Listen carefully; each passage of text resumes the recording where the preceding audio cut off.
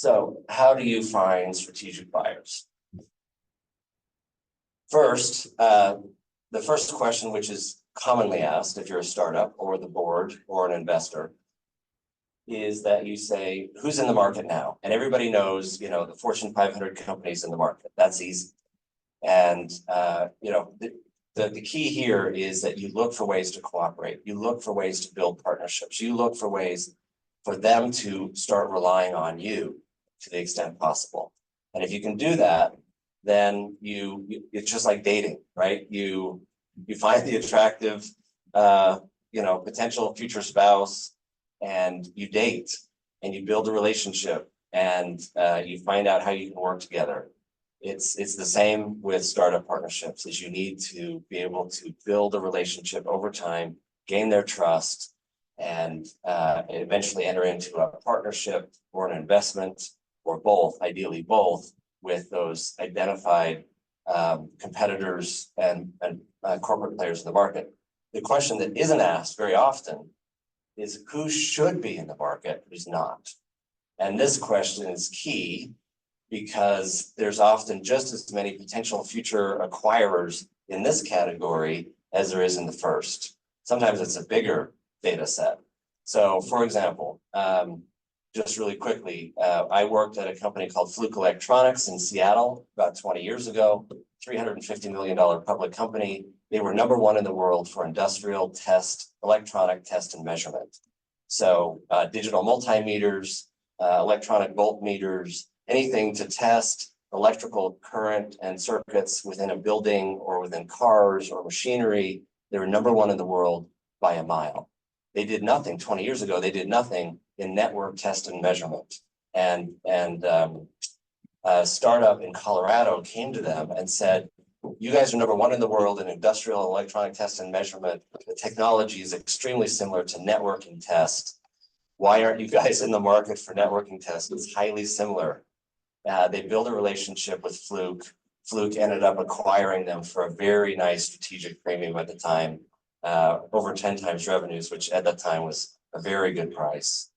And now Fluke is the #1 network test and measurement monitoring hardware and software company in the world. So it literally grew from a startup's idea of who should be in the market, who's not, to the #1 dominant networking test and measurement company globally under the #1 brand of Fluke Electronics. So very powerful question to ask, who should be in the market, who's not. And then the last question is who's complementary? So what similar types of technology are available in the marketplace, but are not in your market, not competing head to head?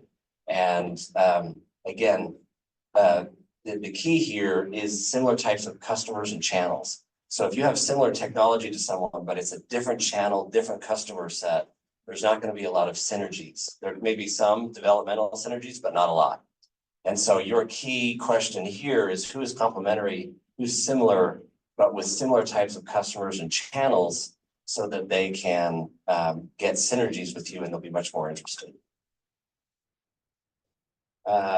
So in terms of building the relationships, let's talk about that for a second. You look for ways to cooperate and partner at least 2 years before your planned exit. So corporate partners are slow. You may know this already, but if you don't, just plan on corporate partners are slow. Usually they're running multi-billion-dollar businesses, global businesses. They have a strategic plan that's a mile deep. They're very busy. And so when someone comes to them from the outside and says, hey, I'd like to partner with you, I'd like to work with you, let's explore partnerships, that's great. And they're probably interested if it's a good fit, but that doesn't mean that they're going to jump on it right away. And frankly, it may take you months to actually get in the door. So you have to plan on, I would say at least 2 years, if not more, before your planned exit, start building relationships, start building partnerships with those corporate partners. The point is, like I said before, is you try and get them to rely on the technology that you have. The more they rely on you, and the more that their customers see your technology as an integral part of their product portfolio, the higher value you will have. If their customers see your product A in their portfolio as central to their product portfolio, you're golden, because now their customers see it as integrated. And then if you say, well, you know, if you don't acquire us, someone else will, then they're like, oh crap, I've got to fill this important hole in my product offering for my customers. So you want to get integrated in how their customers see you, and that's the key. Anticipate the roadmap. So we all know the saying, you skate to where the puck is going to be, not where the puck is. And if you're a hockey fan, then you really know that saying.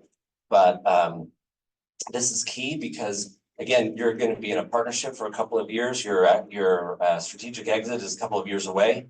So you want to, as a board and as a management team, look to where that puck is going to be in a few years, and then work backwards from there and say, in order to get this successful exit, we need to develop our product roadmap in a certain way to get to here. Here's the corporate partners strategic roadmap or technology roadmap.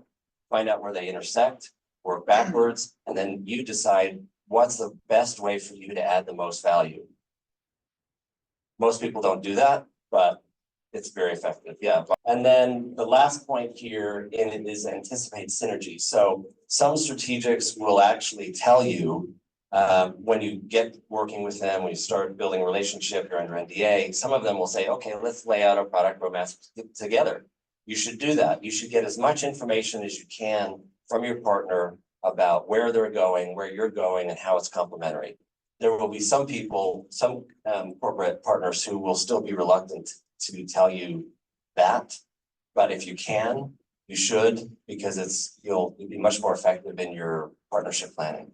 And the key is to look at different types of synergies. So some people automatically either jump to R&D or sales, and those are two of the biggest. But you know, there's cost avoidance, and corporates love cost avoidance, right? Channel synergies. They love channel synergies. So even obviously that's really related to sales, but you know, look for different ways, because you may think of something that they may not. And so the more synergies that you can come up with together, the more valuable you are. So in terms of time to sell, a lot of people say, should I hire an investment banker? Are investment bankers worth it? The answer is heck yeah. And the issue though is you have to hire the right investment banker. Not all investment bankers are worth their salt. And even though they say they are, and even though they think they are, they may not be. So the key here is that they know the process to take you through in order to maximize competition. And that is key. But in terms of hiring them, it's extremely important that you ask the right questions. You do your due diligence on your investment banker. So you need to ask the questions. What are the relationships you have of the likely strategic acquirers of my business? Like list the top 20. Say who you know, how do you know them, how often do you talk to them, and when was the last time you guys worked on a deal together? Whether it was completed or not, doesn't matter, but you know, how often do you talk to them? That's key, because they will give you a list. Every banker in the country will give you a list and say, I know every single company in your industry, or we have relationships. Well, that may have been someone who worked at their firm who's no longer at the firm. It may be the general partner of the firm who frankly doesn't really care about your little deal. So you ask the team that's working on your deal, just you guys, list your relationships with the buyers. I don't care about who else on your team knows people. I want to know who you know, how you know them, how often you talk to them, because if it's just that you talked to them at a conference once 10 years ago, that doesn't count. It has to be an active relationship so they can get that phone call and have a good conversation with this corporate buyer and say, here's the top 5 reasons why you need to consider buying this company. They've got to be able to have that conversation. If they don't, they're not really much value to you. Clean up your concerns before you start the process. So what this means is if there's potential litigation or actual litigation, if there's a customer contract that you have that's key, one of your top 10 contracts that's about to expire in 6 months, clean it up now before you start the process of the sale. Because if your customer contract expires in the middle of due diligence and they don't renew immediately, that's a really big whoops and a really big red flag for the buyer. So you want to get all of those taken care of. If there's litigation, if there's any IP things that you need to do or licensing, anything, get that resolved ahead of time. The other key, most people know, but just in case, is increase your recurring revenues and EBITDA. That's the single most important thing that you can do to increase your valuation, is to increase your recurring revenues, your recurring EBITDA, because that gets you the biggest multiple on a sale. And then lastly, just recognize that this is a very time-consuming process. So when you go through a sale process with an investment banker, the business needs to be more or less on autopilot, because the senior management team is probably spending 30 hours a week selling the business, 30 hours a week for a couple of months, doing management presentations, doing data room, doing Q&A, follow-up meetings, follow-up questions, negotiations. And so the business needs to be able to be on autopilot so that you can tend to the sale, and you need to get the rest of your team ready so that they can handle the day-to-day business.